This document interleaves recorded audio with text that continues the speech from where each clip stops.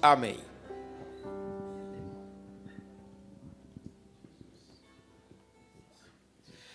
Meus irmãos, a paz do Senhor. Amém. Tomai vossos assentos. Quero aqui, antes de tudo, agradecer a Deus pelo fôlego de vida que nos concede e também pela oportunidade de estar na sua presença, adorando, bendizê-lo por tudo quanto Ele é. Fica aqui a minha gratidão. Eu não diria apenas ao pastor, mas a essa igreja que me abraçou, que me amou. Pastor Anderson sabe da luta que eu passei algum tempo atrás. E com alguns amigos, eu comentei, eu pedi, enquanto isso a gente estava em oração. Sou recém-casado e eu disse para alguns amigos pastores, falei assim, olha, eu preciso de uma igreja, de preferência do nosso ministério, na região de casa, que a minha família possa congregar. E nesse período orando, buscando, alguém recomendou-me o pastor Anderson. E eu só ouvia, confesso que eu só ouvia, até porque o senhor, em alguns momentos, ou quase sempre, está sempre com o pastor presidente. E, de verdade, faltam palavras para agradecê-lo. Irmãos, já começo a pregar, permita-me com todo o respeito. Dentre vários lugares que eu fui, a forma que o pastor Anderson me recebeu, até hoje eu fico constrangido lá em casa. Tão certo quanto Deus é Deus. E a cada dia que passa, tenho falado bastante com os seus filhos, sobretudo o Vitor, que é meu amigo. Meu carinho, meu respeito e a minha gratidão a Deus e pelo Senhor só aumenta dia após dia. Aos irmãos aqui, fica a minha gratidão, ao Lucas. Irmãos, de verdade, eu falo isso aqui, eu não tenho vitimismo comigo, apesar das minhas origens.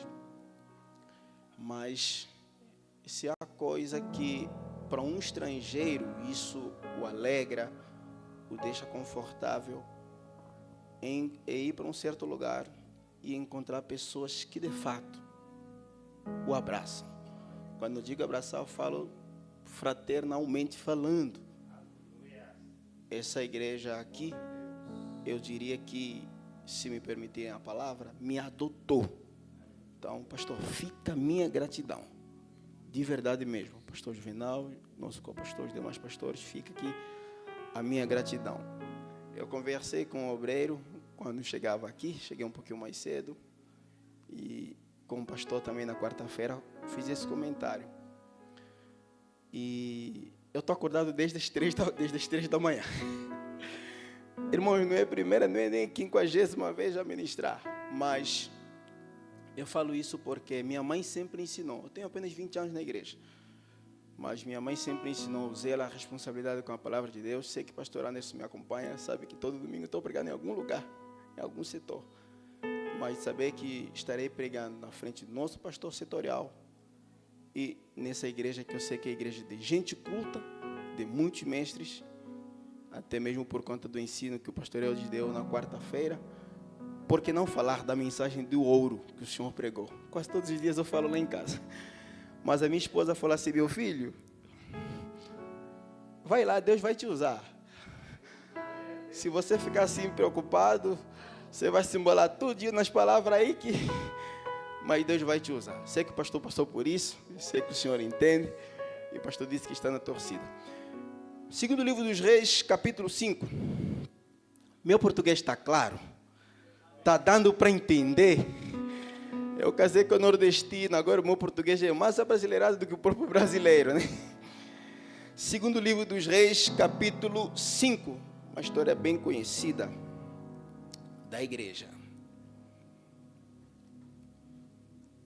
Segundo livro dos Reis, capítulo 5. Quem achou, diga amém. Vamos ler a partir do versículo 10. Quero apenas ler 3 versículos. O 10, o 11 e o 15 também.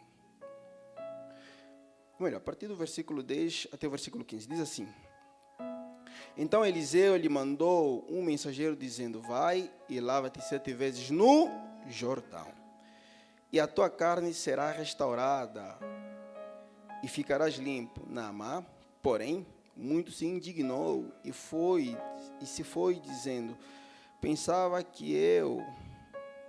eu que ele sairia a ter comigo, por se em pé invocariam o nome do Senhor, seu Deus, moveria a mão sobre o lugar da lepra e restauraria o leproso. Não são porventura Abana e Farpar, rios de Damasco, melhor do que todas as águas em Israel? Não poderia eu lavar-me neles e ficar limpo ou ficar purificado? E voltou-se e foi-se com indignação. Então, se chegaram a ele, os seus oficiais lhe disseram: Meu pai, se te houvesse dito o profeta alguma coisa difícil, acaso não farias? Quanto mais, já que apenas te disse: lava-te e ficarás limpo. Então desceu e mergulhou no Jordão 7 vezes, conforme a palavra do homem de Deus. E a sua carne tornou-se como a carne de uma criança e ficou limpo. Amém. Queridos, uma história bem conhecida da igreja. Eu acredito que pelo menos um neófito na fé, um novo na fé, a partir do momento que ele começa a frequentar o segmento evangélico, uma igreja cristã que professa o Cristo como Senhor, em pouco tempo ele passa a conhecer essa história aqui desse homem. Esse homem aqui, esse contexto aqui é monarca porque aqui nessa altura quem imperavam eram os reis. Haja vista que Naamã ele trabalhava para o seu rei. Esse homem aqui chamado Naamã, ele era comandante, chefe do exército do rei da Síria. Acabei de falar que nessa época aqui era um tempo dos monarcas, dos reis, diferente de nos dias de hoje. Se fosse nos dias de hoje, aqui no Brasil, pelo menos como uma república, Naamã seria pelo menos um componente do Ministério da Defesa, em que, pelo menos aqui no Brasil e nos demais países que são república, existe o ministro da Defesa e abaixo dos ministros que falam na sua ausência estão os seus secretários. Naquela época era diferente.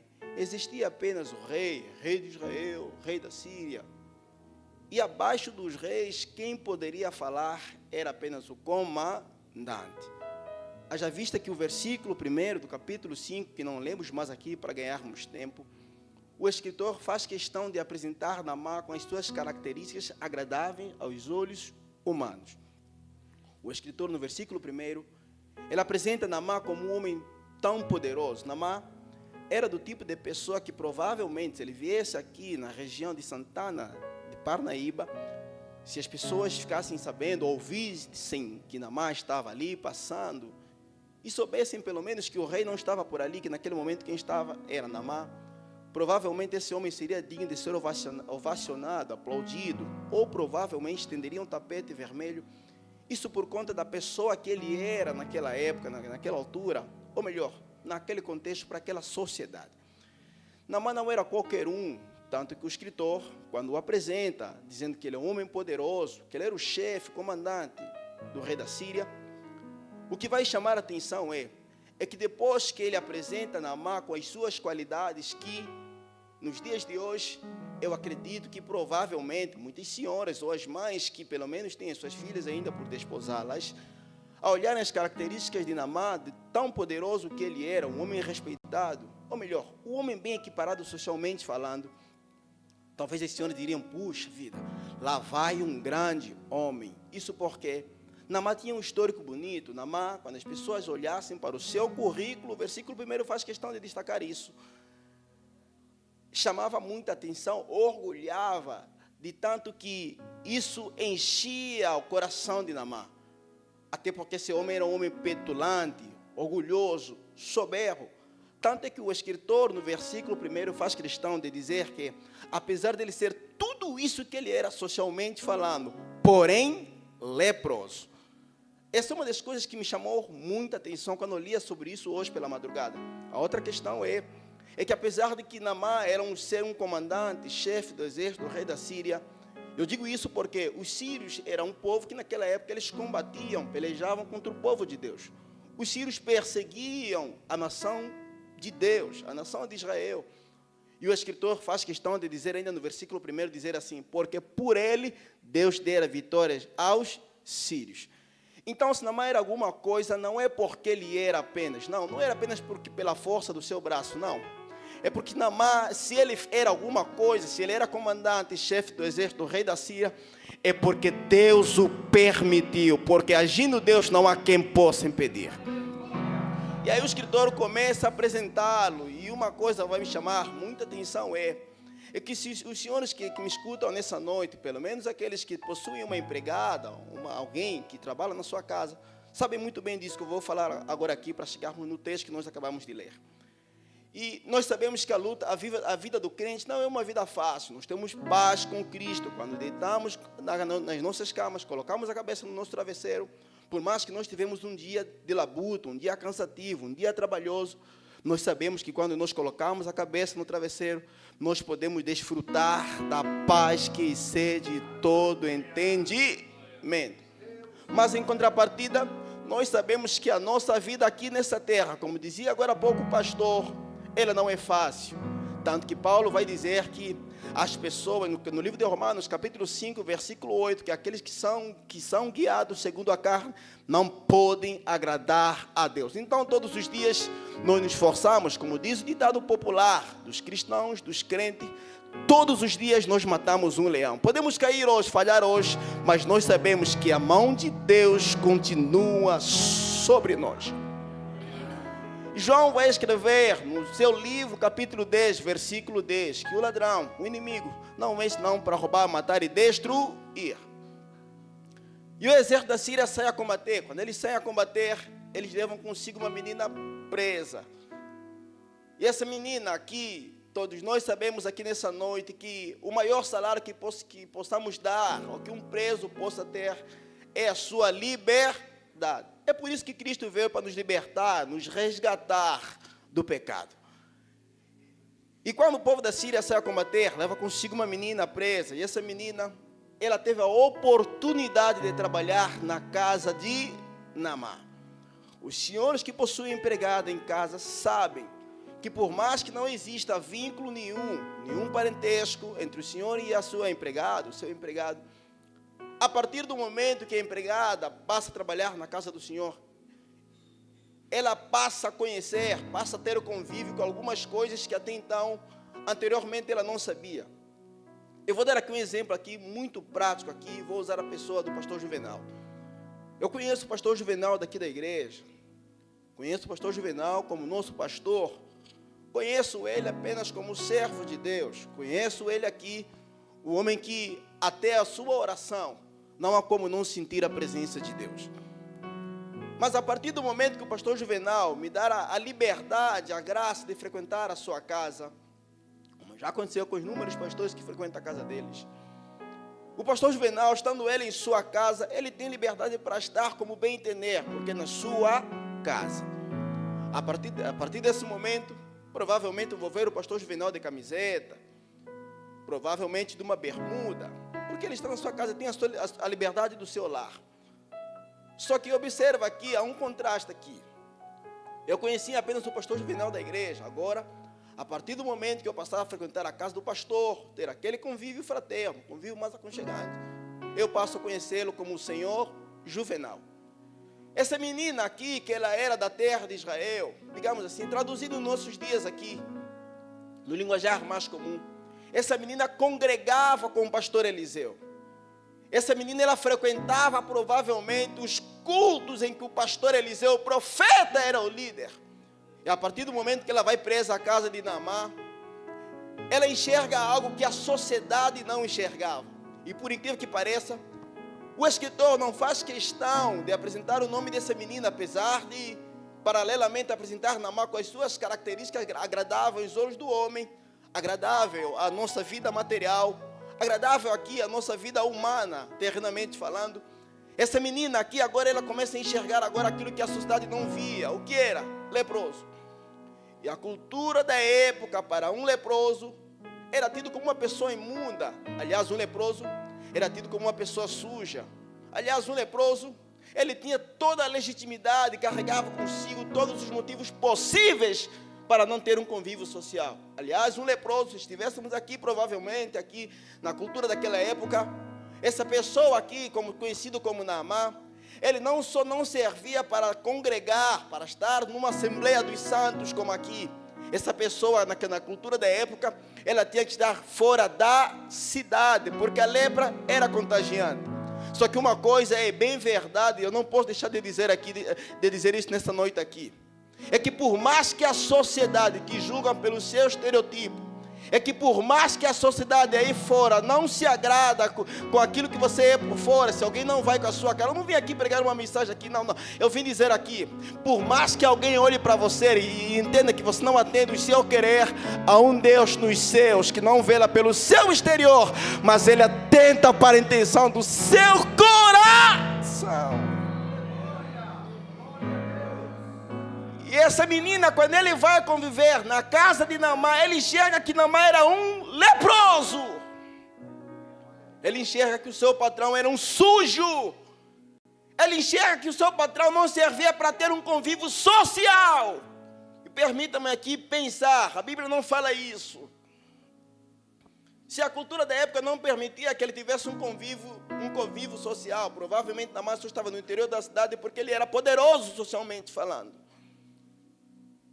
E quando essa menina enxerga a lepra que estava no seu patrão, talvez se fosse nos dias de hoje, alguém já mandaria um WhatsApp para alguém: olha, ei, sabe o Naamã, o poderoso, ele é leproso. Sabe o Naamã, aquele que nós conhecemos como o sou ele que pode falar, sou ele que ostenta poder, aquele que conhecemos como um currículo bonito, ele é leproso. Pastores, pasmem. Essa menina fez questão de ser crente na casa de Naamã. Ao invés dela expor, ao invés dela enxergar, e olhar para si: eu não tenho direito, eu não tenho sequer um salário, não tenho sequer, nem sei como eu voltarei a ver a minha família. Ela preferiu ser uma serva de Deus.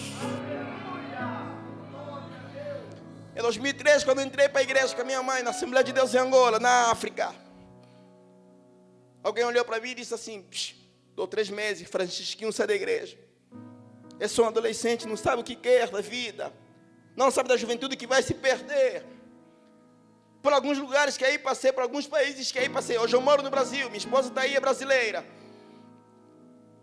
Pastor, os dias se passaram, os anos se passaram, passei todo tipo de dificuldades possíveis, mas uma coisa é bem verdade: quem era crente em Angola é crente na Europa, é crente no Brasil, é crente para a glória de Deus. Eu disse isso aqui para dizer, essa menina aqui, essa jovem aqui, adolescente, se ela tinha sonho de um dia casar, passar por aquelas portas e vir para cá com o véu grinaldo e o pastor celebrar o seu casamento, porque é sonho de toda moça. A partir do momento que ela está presa na casa de um homem que ela nem conhece as origens, na casa de um homem que professa um credo religioso diferente ao seu, ela poderia dizer assim: o Deus que um dia me chamou, o Deus que usou o profeta Eliseu, ele é mentiroso porque eu estou presa. Se ela tinha sonho de um dia fazer uma faculdade, eu vou usar aqui o nome Tamires, e as pessoas olharem assim e dizer assim: puxa vida, e não é que Deus enfiou na vida de Tamires A partir do momento em que ela está presa, o chão da faculdade acabou. Mas essa menina aqui, passados os tempos, quando ela foi vendo que seu patrão era leproso, ela preferiu ser diferente de todos. Essa menina aqui, quando ela olhou para si, ela lembrou do seu profeta. Ela lembrou do seu pastor. Essa menina aqui, eu aproveito e engaixo aqui da palavra que nós ouvimos aqui na semana passada, segunda-feira, se não me engano. Essa menina aqui, pastor, é do tipo de ovelha que provavelmente todo pastor quer ter na sua igreja. Sabe por quê? Ela mesmo, sem que ninguém lhe perguntasse, ela deu bom testemunho do seu pastor. Sabe o que é que ela falou? Oxalá que o meu patrão, que o meu senhor estivesse diante do profeta que está em Israel. O que tem de gente nos dias de hoje, ao invés de abençoar, ao invés de acrescentar, ao invés de dizer assim, olha, fulano errou, A, B ou C tem falha, mas o pastor é uma bênção.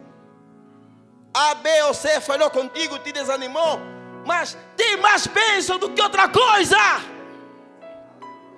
Essa menina aqui, ela fez questão de dar testemunho do seu pastor, que era o profeta Eliseu. Ela disse assim, olha, minha senhora, porque a cultura dos sírios não permitiam assim, é que nem alguns países ali da África Branca, se eu for na casa do pastor encontrar a irmã Solange, a partir do momento que eu saber que o senhor não está, eu não posso ter mais sequer 1 minuto de contato com a esposa do pastor. Eu tenho que recuar. É por isso que ela foi ter com a sua patroa, que era a esposa de Naamã. Mas ela chegou e falou assim, minha patroa, a senhora sabe as minhas origens. Talvez eu não possa ter a palavra, mas uma coisa, um recado bom para a senhora, eu tenho o quê? Na minha terra tem um servo de Deus.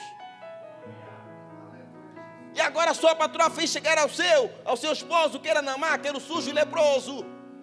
Quando Naamã ficou sabendo agora, a conversa ficou dentre os grandes, porque ele reportou ao rei de Israel, o rei de Israel reportou ao rei da Síria, e agora ficaram assim, e Naamã teve que ir até lá. Mas escuta uma coisa aqui. E uma coisa eu gosto, é lindo e é maravilhoso, isso é coisa nossa da Assembleia de Deus. Eu tenho dito que a Assembleia de Deus é a Assembleia de Deus no Brasil, em Portugal, tem Angola, é a Assembleia de Deus. Se fosse nos dias de hoje, alguns lugares que aí estão, sabendo que, não estou dizendo que não tem que ter protocolo, que não tem que ter aquela cortesia, porque dá honra a quem tem honra. Naamã, quando chegou, o profeta Eliseu fez questão, porque ele conhecia a história de Naamã.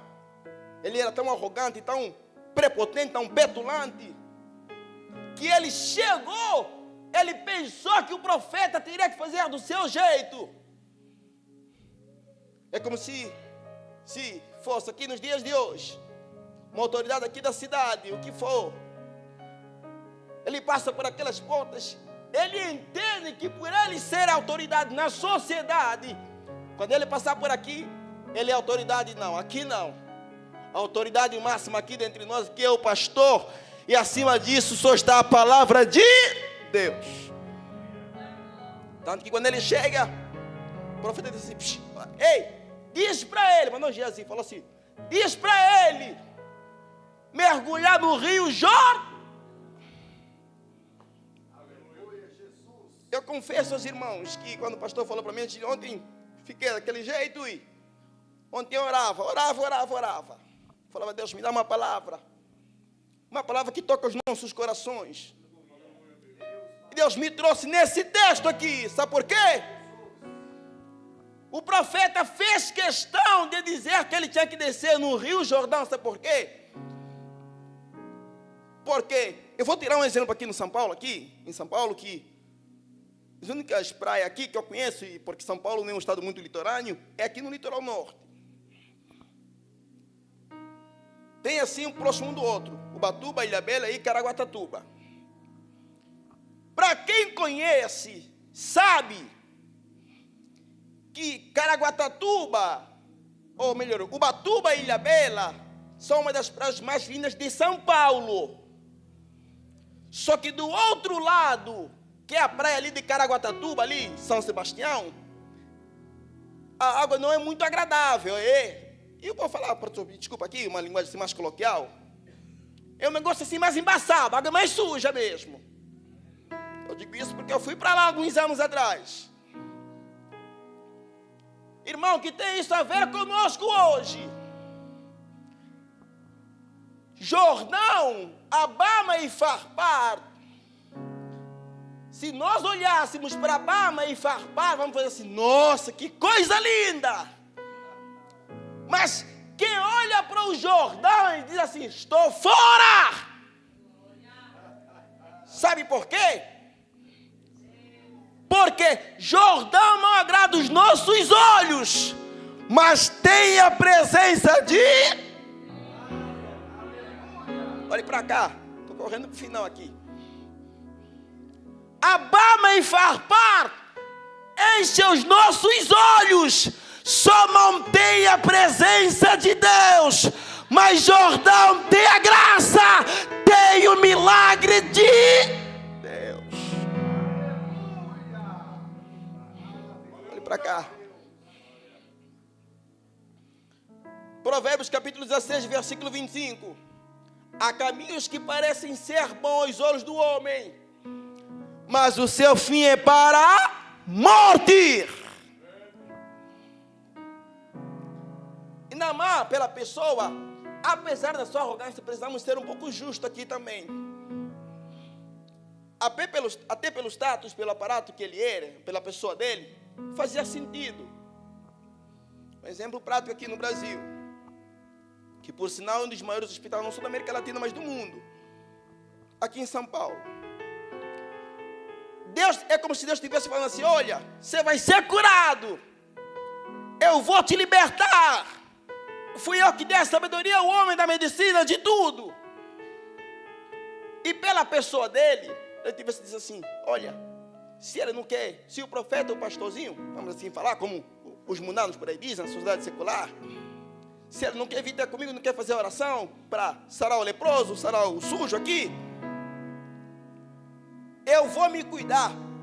E pela pessoa que não era, provavelmente ele, se fosse aqui, já teria passado Sírio-Libanês, Hospital das Clínicas, não é? Assim, o profeta disse, ei, você vai ser curado.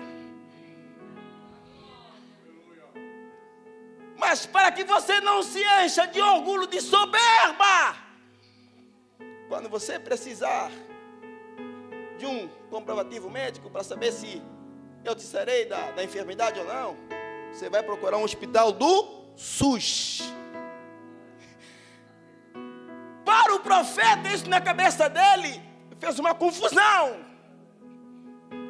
Tanto que ele falou assim, que falta de respeito comigo. Ele não sabe que eu sou o comandante Naamã. Ele não sabe que lá na Síria, lá na minha terra, eu é queimado depois do meu chefe, que é o meu rei. Aliás, eu achei que o homem sairia, viria assim, que o Senhor está aqui, agora eu vou te orar, passar a mão. Não, o profeta disse assim, ele não precisa nem ele vir para cá, só manda ele mergulhar no rio Jordão.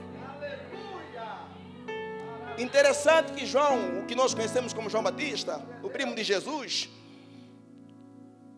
quando ele pregava o seu sermão, que muitos têm como sermão duro, o que vai chamar a minha atenção é, o rio que João batizava, era o rio Jordão. Jordão pode não agradar os olhos do homem, Jordão pode ser algo insignificante para a sociedade carnal, mundana, leviana em que aí está, mas Deus está no rio Jordão.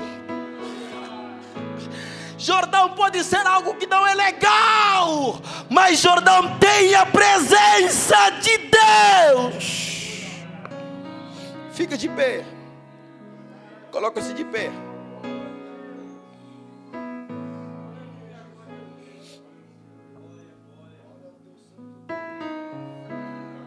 Fique de pé. Mas olhe para cá. Pode parecer simples para ti essa noite, mas olhe para cá. Mas, irmão, a gente terá que sair, mergulhar, até o Jordão e ir para lá. Não, mas olhe para cá. Eu não quero ser herege aqui, não quero ser alegórico aqui. Não quero ser. Mas uma coisa é,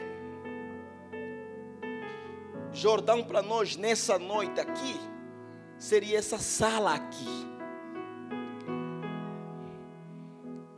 Porque para a sociedade que aí está, eu já vi gente falando assim,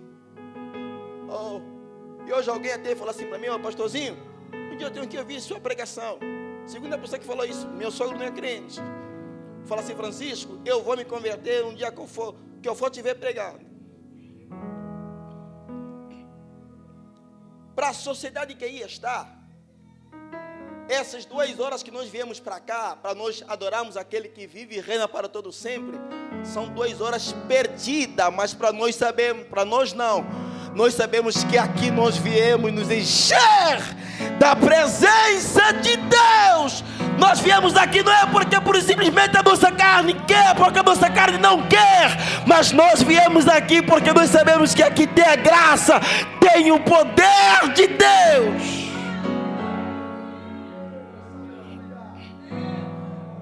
Olhe para cá.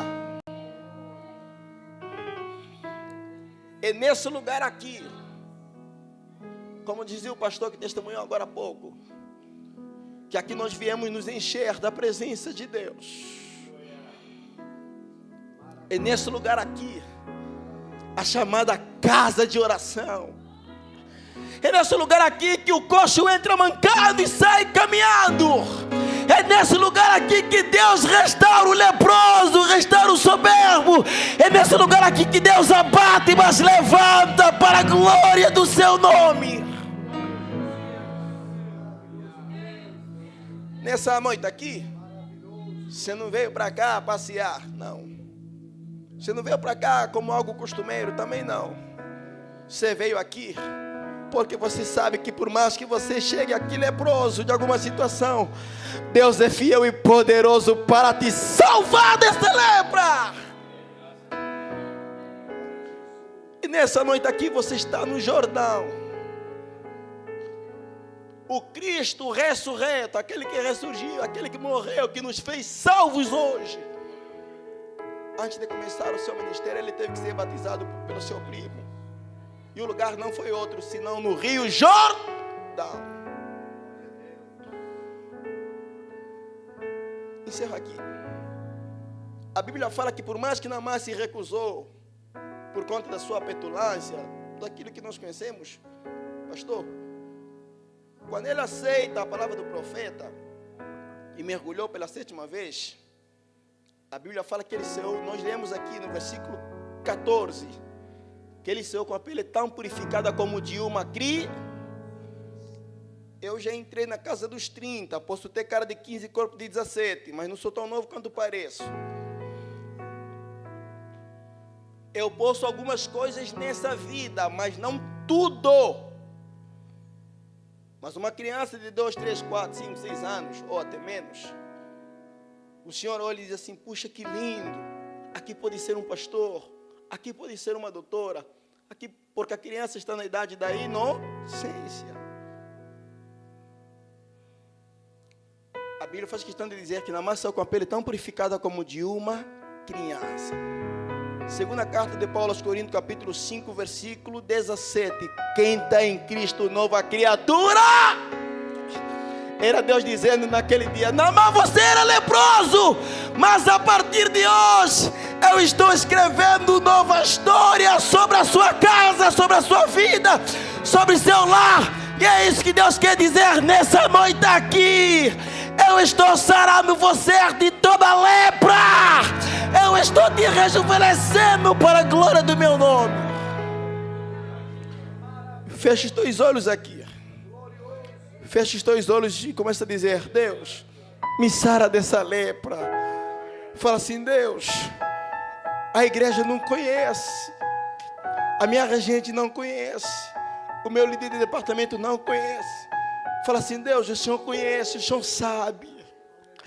Fala, Deus, eu posso esconder do meu irmão da direita e da esquerda, mas do Senhor não posso esconder, porque diante dos teus olhos não há nada que fique, que está encoberto. Fala, Deus, sara aqui na minha lepra. Deus, me sara dessa enfermidade. Fala, Deus, me sara aqui hoje. Fala, Deus, me sara, me purifica desse mal. Fala, Deus, me limpa nessa noite, ó Cristo ressurreto. Fala, Deus, me limpa nessa noite e me restaura, porque o Senhor é fiel e poderoso. Fala, Deus, agindo o Senhor, não há quem possa impedir. Fala, Deus, só o Senhor sabe como aqui cheguei. Não é para massagear o teu ego, não, mas é para te dizer que é um Deus que pode todas as coisas. E como diz a carta aos Hebreus, há um Deus, o Deus de ontem é o mesmo Deus de hoje, será eternamente. Pede para aquele que te sara nessa noite. Pede para aquele que te purifique nessa noite. Fale com Deus. Fala, ó Cristo, me sara dessa lepra aqui hoje.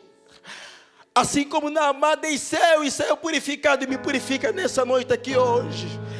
A honra, a glória, o louvor é para ti, mas a alegria é para nós, ó Deus, porque a adoração é somente ao teu nome, ó Deus.